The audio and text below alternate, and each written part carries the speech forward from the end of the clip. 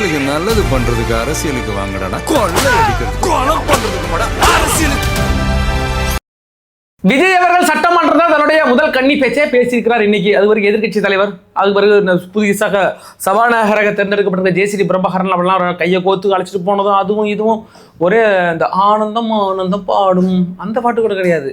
கார்த்திகை எங்கள் வீட்டில் எல்லா நாளும் கார்த்திகை அப்படின்ற மாதிரி விளக்கு ஏற்றி சாமி கும்பிடாத வரோம். அந்த அளவுக்கு ஒரே குடும்பம் கூடிய விக்ரமன் படம் மாதிரி ஓடிக்கிட்டு வச்சுங்களேன். ஓகே, அதெல்லாம் இருந்து விட்டு நல்லா சந்தோஷம் தான். அதற்கு பிறகு இன்னைக்கு திருமாவளவனை முதலமைச்சராக்குவதற்காக திமுகவும் அதிமுகவும் சேர்ந்து பேசினுச்சு. அதுக்கு ரஜினிகாந்த் ரொம்ப பாடுபட்டிருக்கிறார் அப்படிங்கிற ஒரு பெரிய குண்டை தூக்கி போட்டிருக்கிறாங்கன்னு வச்சுங்களேன். அது ஒரே நாத்தை விட்டு தெரிஞ்சுக்கிட்டு இருக்கு. அது என்ன மேட்ரு அப்படிங்கிறதும். அது பிறகு அமமுகவுடைய எம்எல்ஏ காமராஜ் இருக்கிறாப்புல, நம்ம காமராஜ் அவர்களை பதவி நீக்கம், அதாவது பதவி நீக்கம்னா அடிப்படை கட்சி பதவியிலேருந்து தூக்கி வீசப்பட்டிருக்கிறாரு. பார்த்தீங்கன்னா டிடி விதிநகரம் தூக்கி வீசியாச்சு அந்த எம்எல்ஏ. ஏன்னு கேட்டீங்கன்னா காலையிலே அவர் தாவேக்காவுக்கு ஒரு ஆதரவு கொடுத்தாரு வச்சுங்களேன். அது கட்சி கட்டுப்பாட்டை மீறி விட்டீங்க அப்படின்ட்டு தூக்கி வீசாச்சு. காமராஜரே தோக்கடிச்ச ஊருங்க அப்படின்னு சொல்லிட்டு நீங்க காமராஜர் தூக்கி போட்ட ஊருங்கன்னு நாளை பின்ன வரலாறு சொல்லணும்னு வச்சுக்கலாம். அது இருந்துட்டு போட்டோம். அப்படியே நடந்திருக்கு. அவங்க விஜய்க்கு ஆதரவு கொடுத்தா செல்லுமா, கட்சி தவள் தடை சட்டம் அவங்க மேலே பாயுமா பாயாதா, என்ன நடக்கும் ஏது நடக்குங்கிறது யாருக்குமே தெரியல வச்சுக்கலாம். அது எப்படிங்கிறத கொஞ்சம் ஒரு ஷார்ட்டாக பார்ப்போம். அதற்கு முன்னாடி இன்னொரு விஷயம் ஒன்று இருக்கு. என்ன விஷயம் இருக்கிறது என்று கேட்டீங்களா, ஜோதிட நிமினி இருக்கிறாப்புல இந்த நிமினி அவர் ஒரு பிரச்சனையை உண்டாக்கி இருக்கிறார் கேட்டால், அதாவது விஜய் அவர்கள் தன்னுடைய ஸ்பெஷல் டியூட்டி ஆஃபீஸராக தேர்ந்தெடுக்கப்பட்டிருக்கிறார். அதாவது ஒரு ஜோசியகரை கொண்டாந்து கட்சி பதவியில் எப்படி நீங்க வைப்பீங்க, அது என்ன மாதிரியான நடவடிக்கை அப்படிங்கிற மாதிரி மக்கள் கேட்டுட்டு இருக்கிறாங்க. அது என்ன ஏது அப்படிங்கிறத நம்ம சேர்ந்து பேச போறோம். வாங்க வீடியோக்குள்ள போலாம். நான் உங்கள் ஏங் தாத்தா.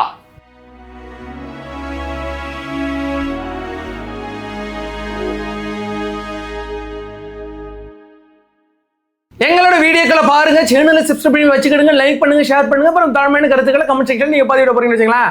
விஜய் அவர்கள் ஒவ்வொரு தலைவர்களாக ஒவ்வொரு கட்சி தலைவராக சந்திச்சுட்டு வரார். அதெல்லாம் சந்தோஷம். இதோட முக ஸ்டாலின் அவர்களை சந்திச்சார். அவர் ஸ்டாலின் அவர்களுமே ஒரு ட்வீட் ஒன்று போட்டிருந்தார். நான் விஜய் அவர்களை மாதிரி சந்திச்சு பேசினேன், நான் சில அறிவுரைகளை கூறினேன் அப்படின்னு சொன்னார். எனக்கு தெரிஞ்சு ஒரு ஃபெயிலான ஸ்டூடெண்ட் டாப் ஸ்டூடெண்ட்டுக்கு அறிவுரை சொல்லி நான் தான் கேள்விப்பட்டேன்னு வச்சுக்கலாம். அது நான் ஏற்றுக்கிட்டேன். அது மாதிரி எல்லா தலைவரும் சந்திக்கிறார். இன்னும் எடப்பாடியை சந்திக்கவில்லை.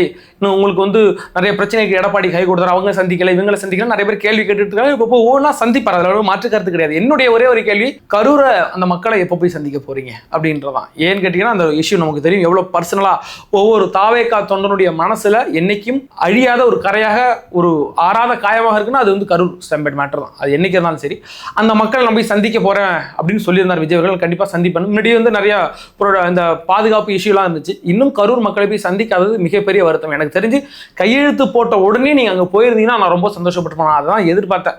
முதல்ல நீங்க அங்க போங்க. ஏன்னா நான் பிரச்சாரத்தையே நீங்க அங்க இருந்து முதல்ல தொடங்குங்க. எங்க விழுந்தோமோ அங்கே இருந்து எழுந்திருக்கணும்னு. இன்னும் விஜய் அவர்கள் அங்கே போய் சந்திக்காதது வருத்தம் தான். ஆனால் கண்டிப்பாக போவார், போய் சந்திப்பாருங்கிறது எனக்கு தெரியும். அதெல்லாம் நான் இல்லைன்னு சொல்கிறேன். கண்டிப்பாக தெரியும், அங்கே போகாமலாம் இருக்க மாட்டார். ஆனால் முதல்ல நீங்கள் அங்கே போயிருந்தீங்கன்னா கொஞ்சம் நல்லா இருந்திருக்குமோ அப்படின்னு தோணுது. இன்னைக்கு ஃபுல்லாக நெகட்டிவ் ஸ்பீச்சாக பேசுகிறாடா, எங்க தாத்தா அவனை போட்டு வெளுக்க போகிறாண்டாலாம் சொல்லிட்டு வந்துடாதே. அப்படி தான் இருக்கும், கண்டென்ட்டே அப்படி தான் இருக்குது. என்ன பண்ண முடியும்? அதற்கு பிறகு இன்னொரு இஷ்யூ, இது மாதிரிலாம் கலைந்தெடுக்க வேண்டிய இஷ்யூனா கலைந்தெடுக்க வேண்டிய இஷ்யூ. நிறைய பேர் என்ன சொல்லிட்டு இருக்கீங்கன்னா, திரிஷா எதுக்கு அந்த அம்மா அன்னைக்கு பதவியேற்பு விழாவுக்கு அந்த அம்மா எதுக்கு அங்கே வந்து திரிஷாவை பார்த்தா எனக்கு கடுப்பாக இருக்குங்க. அது ஏங்க அங்கே வந்துச்சு, அது ஏங்க அங்கே வந்துச்சு, எல்லாம் திரிஷா மேலே போறீங்க, அது ஏன் அங்கே வந்துச்சுன்னு விஜய்க்கு தான் கேட்கணும். விஜயின் அழைப்பு இல்லாமல் அவர் வரமாட்டாங்களா? நம்ம திரிஷாவை குறை சொல்லி ஒரு பிரயோஜனம் இல்லை. நிறைய பேருக்கு மன வருத்தம். அந்த லேடி திரிஷா அவர்கள் எனக்கு ரொம்ப பிடிக்குங்க. ஏன்னா அந்த லேடி இந்த லேடிலாம் சொல்லக்கூடாது இல்லை, திரிஷா எனக்கு ரொம்ப பிடிக்கும். அவங்க அந்த இடத்துல நிறைய பேருக்கு பிடிக்கல, வருத்தமா இருக்கு அப்படின்றாங்க. பட் அவங்க ஏன் வந்தாங்கன்னு நம்ம விஜய் அவர்கிட்ட தான் கேட்கணும். ஏன்னா அவங்க தான் அழைப்பு கொடுத்துருப்பாங்க, அவங்க தான் பாஸ் கொடுத்துருப்பாங்க அப்படிங்கிற பட்சத்தில் ஒன்றும் கிடையாது. ஏற்கனவே அந்த ரிசல்ட் வந்துகிட்டு இருக்கு, தகவல் போறாப்ல, டாப்ல 60 தாண்டி போயிட்டுக்கிறாப்ல. அங்க இருந்து திரிஷா திருப்பதி கோயிலுக்கு போயிட்டு, அது பிறந்த நாள் தானே அன்னைக்கு, பிறந்த நாளுக்கு போயிட்டு சாமி கும்பிட்டு அந்த பிரசாதத்தை கொண்டாந்து நெத்தில பூசி விட்டு போறது. அன்னைக்கு எவனும் கண்டுக்கல. ஏன் மீடியாலாம் போட்டு அடின்னு அடிச்சிருப்பாங்க மற்றலாம். அந்த அன்னைக்கு ஏன் கண்டுக்கலன்னா, ஜெயிச்சு மேலே வந்து சிஎம் ஆக போறாரு, இதுவே என்னத்தை மேட்டர் பண்ணுறது அப்படியே அந்த ஃபேட் ஆயிட்டு மேட்டரை. அந்த மாதிரி திடீர்னு அங்கே உட்காந்துட்டு விஜய் அவர்கள் என்ன முனைப்பு காட்டுகிறார் திரிஷாவை வச்சு. அரசியல் கொண்டு வரணும்னு பயமா இருக்கு. அதனாலதான் ஏற்கனவே ஒரு அம்மா இருந்தது பத்தாதா, இன்னொரு அம்மாவை கொண்டு வரணுமா அப்படிங்கிறது தெரியல. அது அரசியலுக்கு சரியில்லை. ஒரு அப்படி பண்ண மாட்டாருங்கிறது தெரியும். இன்னும் கமெண்ட் செக்ஷன் மட்டும் உருட்டாதீங்க. இல்லைங்க அவர் 2 ஃப்ரெண்டாக கொண்டு தருவது இல்லைங்க, தப்பு இருக்குது. ஃப்ரெண்டுங்கன்னு இன்னும் அன்னைக்கிலேருந்து அந்த திரிஷா விஷயத்துலேருந்து இன்னைக்கு வரைக்கும் அதை தான் ஓட்டிட்டு இருக்காங்க. அவங்க ஃப்ரெண்டுங்க ஒரு இஷ்யூ நடந்துட்டுன்னு அவங்களாம் தள்ளி இருக்கிறதானே பெட்டர். அது விஜயமே தள்ளி வைக்கிறதானே. இப்போ மக்கள் ஓட்டு போட்டுருக்கனால விஜய் அவர்கள் யோசிக்கணும் அப்படிங்கிறதுனால இந்த மேட்டரை கொண்டு வரேன். த்ரிஷா அவர்களே அன்னைக்கு அழைத்து வந்தது எனக்கு அதில் உடன்பாடே கிடையாது. அது இன்னும் அடுத்தடுத்த கட்டங்கள் வரும் பட்சத்தில் இதற்கான கடும் எதிர்ப்புகள் எல்லாரிடத்துலேருந்து வரும். கண்டிப்பாக ஞாபகம் வச்சுக்கணும், எல்லாரிடத்துலேருந்து வரும். ஏன்னு கேட்டால் அப்படியே கொஞ்சம் கொஞ்சமாக கொண்டு வந்து டக்குன்னு பொலிட்டிக்கலில் கொண்டு வந்துட்டால் பிரச்சனை ஆகிடும்ல. ஏன்னா இது எப்படிப்பட்ட கட்சி, எப்படி வரணுன்ற பெரிய எதிர்பார்ப்பு, ஏட்டா பல்லாயிரம் கோடிக்கணக்கான மக்கள் எதிர்பார்ப்பாக நீ இருக்குது. அது செய்ய மாட்டாருன்ற நம்பிக்கை இருக்கணும். இருந்தாலும் இப்போயே சொல்லி வைக்கிறது பெட்ரு. எல்லாரும் பேர் ஒரு எதிர்ப்பு இருந்தால் தான் அதெல்லாம் நடக்காமல் இருக்குது அப்படிங்கிறத இந்த மேட்டர் நான் கொண்டு வந்தேன். சத்திய நியூஸில் ஓடிட்டு இருக்கு என்ன போட்டிருக்காங்கன்னா, திருச்சி கிழக்கு இப்போ ரிசைன் பண்ணிட்டார்ல விஜய் அவர்கள், அதில் த்ரிஷாவை கொண்டு போட போகிறாரு, அவங்கள அங்கே போட்டு கட்சிகளை கொண்டு வர போகிறாருன்னு ஒரு தேவையில்லாத அவதூறு பரவிக்கிட்டு இருக்கல. இது அன்அஃபிஷியலாக மேட்டர் அந்த போட்டுக்கிட்டு இருக்காங்கல்ல. இதற்கெல்லாம் ஒரு முற்றுப்புள்ளி வைக்கணும். ஏட்டா திருச்சி கிழக்கில் சகாயம் ஐஏஎஸை போடுவதற்கு அதிக வாய்ப்பு இருக்குது, என்கிட்ட ஒரு நல்ல நிர்வாகத்தை வைக்கணும், நிர்வகிக்கணும் விஜய் ஆசைப்படுறாரு அப்படின்னு நம்ம சொல்லிட்டு இருக்கோம். தேவையில்லாத அந்த புரளிகள் இருக்குல்ல, அவதூறுகள் இருக்குல்ல, அதுக்கு முற்றுப்புள்ளி வைக்கணும்னா யார் வைக்கணும்? விஜய் அவர்களே வைக்கணும். அதற்காக தான் இந்த மேட்டரை இவ்வளவோ தம் கட்டி பேசுங்க. என்ன காரணம்? இதுதான் காரணம். அதற்கு பிறகு அடுத்து என்ன பார்க்க போறோம்னா, அமமுக எம்எல்ஏ காமராஜ் அவர்களை டிடிவி தினகரன் அந்த கட்சியிலிருந்து அடிப்படை உறுப்பினர் அந்த பதவியில தூக்கி வீசி இருக்கிறாப்ல அப்படிங்கிற மேட்டரை பார்க்க போறோம். தற்பொழுது காலையில வந்து அந்த காமராஜ் அவர்கள் நான் தாவேக்காவுக்கு ஆதரவு கொடுக்கிறேன் அப்படிங்கிற மாதிரி பேசியிருந்தார். விஜய் அவர்களை பாராட்டி பேசியிருந்தார். அது அவருக்கு கொஞ்சம் பிரச்சனையாக இருக்கும் அப்படிங்கிறதும் பார்க்குறோம். சரி, இதன் மூலம் என்ன நடக்கும்? நாளைக்கு வந்து அவர் வந்து தாவேக்காவுக்கு ஆதரவு கொடுத்தா செல்லுபடி ஆகுமா? அவர் அந்த கட்சி தாவல் தடை சட்டத்திலிருந்து பாதிக்கப்படுவாரா, டிஸ்மிஸ் ஆவாரா அப்படிங்கிற மேட்டரை நம்ம பார்க்க போகிறோம். அதாவது தற்பொழுது கட்சி பதவியிலிருந்து தூக்கியாசி அப்படின்னாலே அவர் சுயேட்சை எம்எல்ஏ. அவர் யாரு? ஒரு சுயேட்சை எம்எல்ஏ தான், வெளியில் நமக்கெல்லாம் தெரியும். ஆனால் சட்டமன்றத்துக்குள்ள அவர் இன்னும் அமமுக வேட்பாளராகத்தான் இருப்பார். ஏன்னு கேட்டீங்கன்னா அது சட்டமன்றத்துக்குள்ள கெசட்ல ஏறிட்டு யார் எந்தெந்த எம்எல்ஏ எந்த கட்சியை சார்ந்தவங்க அதிலே இப்போ எடுக்க முடியாது. அப்படிங்கிற பட்சத்தில் நமக்கு வேணா அவங்க சுயேட்சை எம்எல்ஏ, உள்ளுக்குள்ள அவர் வந்து அமமுக எம்எல்ஏ. அவர் நாளைக்கு வந்து விஜய் அவர்களுக்கு சப்போர்ட் கொடுக்குறான்னு வச்சுங்களேன். நம்ம ஏற்கனவே சொல்லியிருக்கோம், இருக்கிற எம்எல்ஏக்களில் 3/2 பங்கு ஆதரவு கொடுத்தா ஓகே, பிரச்சனை கிடையாது. ஏன்னா அதுக்கு கம்மியாயிடுச்சுன்னா கட்சி தாவல் தடை செய்தால் நீங்கள் டிஸ்மிஸ் ஆகிடுவீங்க அப்படின்னு சொல்லுவோம். ஆனால் அதே மாதிரி இன்னொன்று என்னென்னா, கட்சியுடைய கட்டுப்பாட்டை மீறி வேற ஒரு கட்சிக்கு நீங்கள் ஆதரவு கொடுத்தாலும் நீங்கள் கட்சித்தாவல் தடை சட்டத்தின் மூலம் தூக்கி எறியப்படுவீர்கள். அப்படிங்கிற பட்சத்தில் தற்போது அவர் அங்கே அமமுக எம்எல்ஏவாக தான் இருக்கிறார் சட்டமன்றத்துக்குள்ள. அப்படிங்கிற பட்சத்தில் இங்கே டிடிவி தினகரன் அவங்க சார்பில் இருந்து சபாநாயகருக்கு ஒரு கடிதம் ஒன்று கொடுப்பாங்க. எங்களுடைய எம்எல்ஏ காமராஜ் அவர்கள் வந்து எங்களுடைய கட்சியின் கட்டுப்பாட்டை மீறி அவர் வந்து உங்களை ஆதரவு கொடுத்துருக்காரு தாவேக்கா, அதனால அவங்க டிஸ்மிஸ் பண்ணுங்க அப்படின்னு. இப்போ அவர் என்ன செய்யணும்? இப்போ ஆதரவு கொடுத்தா கண்டிப்பாக ஒரு டிஸ்மிஸ் தான் கண்டிப்பா. அப்படிங்கிற பட்சத்தில் அவர் என்ன பண்ணணும்? விஜய் அவர்களுக்கு ஆதரவு கொடுக்க முடியாது. ஒருவேளை ஆதரவு கொடுத்தா டிஸ்மிஸ் ஆயிடுவாரு, அந்த இடம் காலி ஆகிடும் அப்படிங்கிறத பார்க்குறோம். மறுபடியும் அவரே வந்து அங்கே நிற்பார் அப்படின்னு தெரியல. பெரிய அளவில் பணம் செட்டில்மெண்ட் பண்ணியிருக்கலாம். அதெல்லாம் வந்து நம்மளாம் யோகிய மாதிரியெல்லாம் சொல்ல முடியாது. எல்லாம் நடந்திருக்க வாய்ப்புகள் இருக்குது. எல்லா கட்சிகளிலுமே அது நடக்குதுன்னு வச்சுக்கலாம். ஏற்கனவே முன்னுக்கு பின்ன நிறைய முரண்கள் பார்த்தோம். ஃபர்ஸ்ட்டு நான் கையெழுத்து போடலைன்னாரு, அது ஏஐ வீடியோனாரு.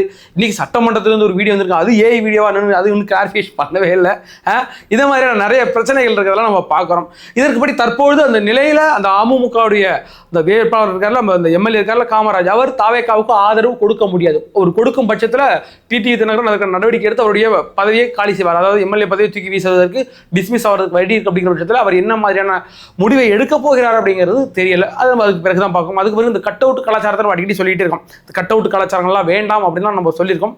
அது இன்னைக்கு கட்சி தலைமையிலிருந்து யாரும் கட் அவுட்லாம் வைக்காதீங்க, இந்த நிர்வாகிக பிறந்த நாளுக்கெல்லாம் ஓவரா சீன் போடுற வேலை அதுக்கெல்லாம் கட் அவுட் வச்சுன்னா பழந்துட்டுரும் அப்படிங்கிறது யாரு?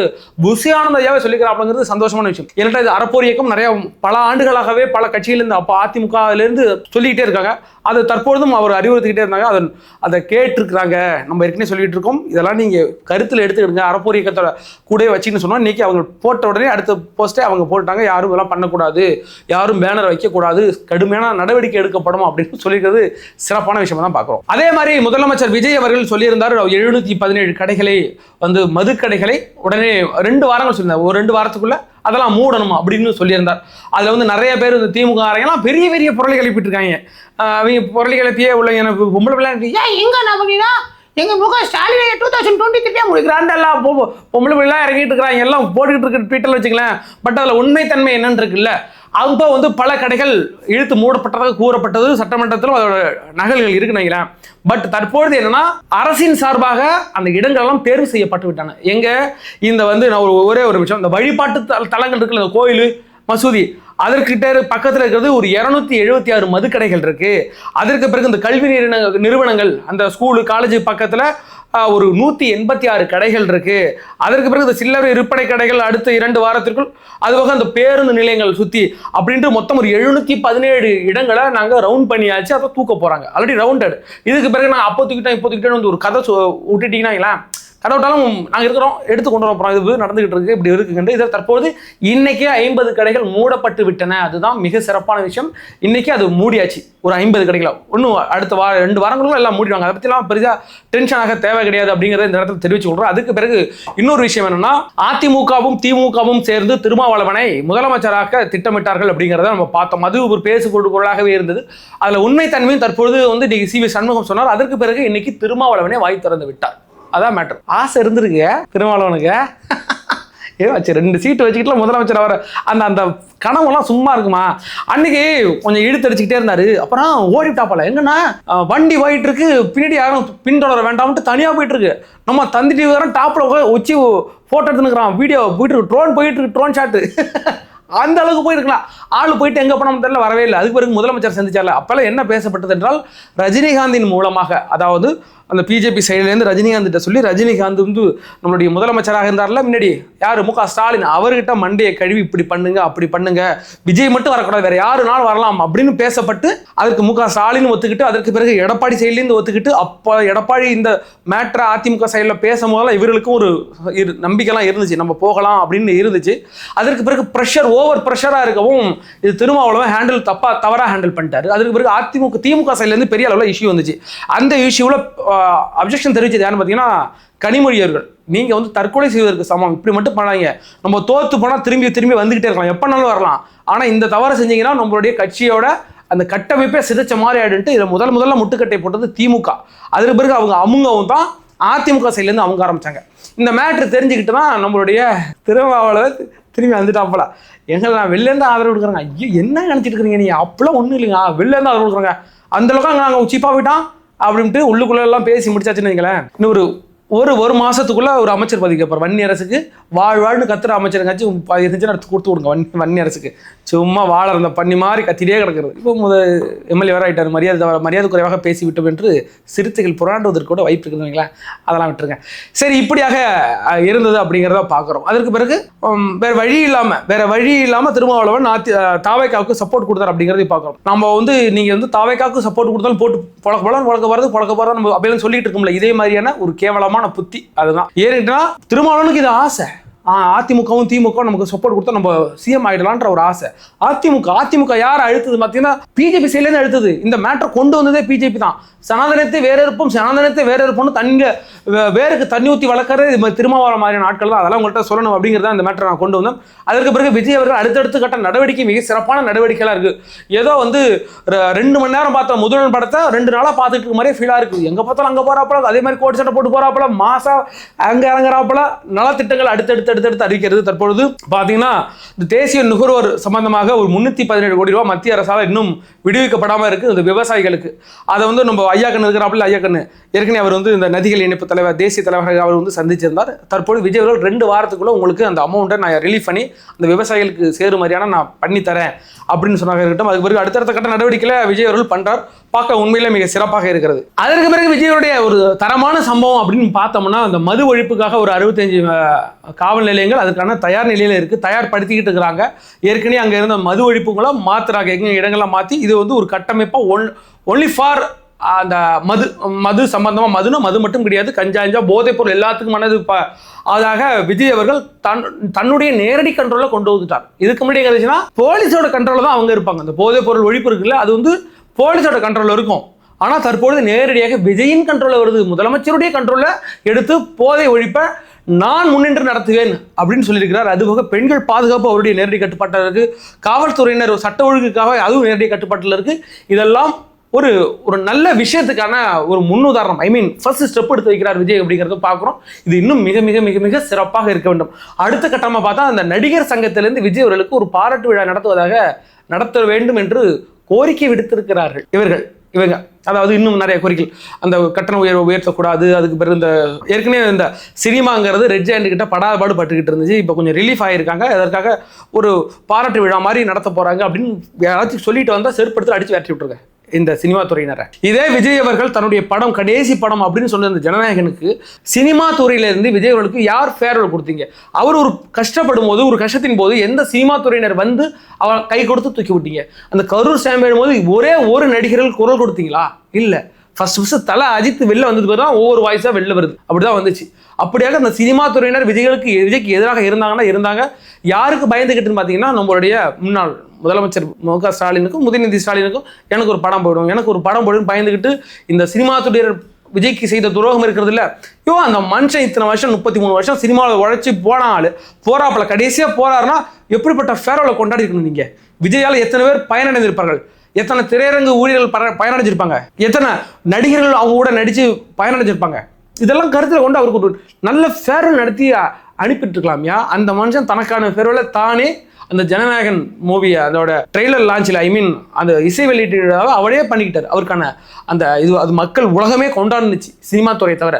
அவர்கள் இன்னைக்கு விஜய் அவர்கள் சிஎம் ஆகிட்டாருங்கவும் சந்தோஷப்பட்டுக்கிட்டு நாங்கள் அதை பண்ணுறோம் இதை பண்ணுறோம் பாராட்டு விழா நடத்துகிறோம் அடிச்சு விரட்டி விட்டுருக்காங்க. மூஞ்சிலே நம்ம முழிக்கவே கூடாது அப்படிங்கிறத பார்க்குறோம். அடுத்ததாக பார்க்க போகிறது இந்த ரிக்கி பாண்டி இஷ்யூ தான் பெரிய இஷ்யூவாக போயிட்டு இருக்குது. ஸ்ப்ரிங் பேட்டை வச்சு அடிச்சிட்டாரா 100 அப்படி கிடையாது. அந்த ரிக்கி பாண்டி கிடையாது. அவர் பேர் வந்து ரிக்கி ராதன் பண்டிட் வெற்றிவேல் அப்படின்ற ஒரு நபர் வந்து யாருங்கிறத பார்க்க போகிறோம். இப்போ ஹார்ட் அட்டாக் வரும்னு டாக்டர் சொன்னாரா, ஓம் சுராச்சாரி நமன்னு சொல்லுங்கள். பதட்டப்படாதீங்க, பயப்படாதீங்க. அதுக்கு ஒரு காலம் இருக்கும். உங்களுக்கு ஒரு மரணம் நடக்கணும்னா கூட அதுக்கு ஒரு காலம் இருக்கும். அந்த காலத்தை நான் உங்களுக்கு சொல்கிறேன். அந்த காலத்தை எப்படி தாண்டி வரதுன்னு உங்களுக்கு நான் வழிகாட்டிடுவேன். கண்டிப்பாக நோய்கள்லேருந்து ஜோதிட முறையில் எளிதாக தப்பிச்சுக்கலாம். அவர் வந்து தற்போது ஆபீசர் ஆன் ஸ்பெஷல் டியூட்டியாக போட்டிருக்கிறாங்க. யாருக்கு? விஜய்க்கு. அதாவது சிறப்பு பணி அதிகாரியாக விஜய் அவர்களுக்கு போட்டிருக்கிறாங்க.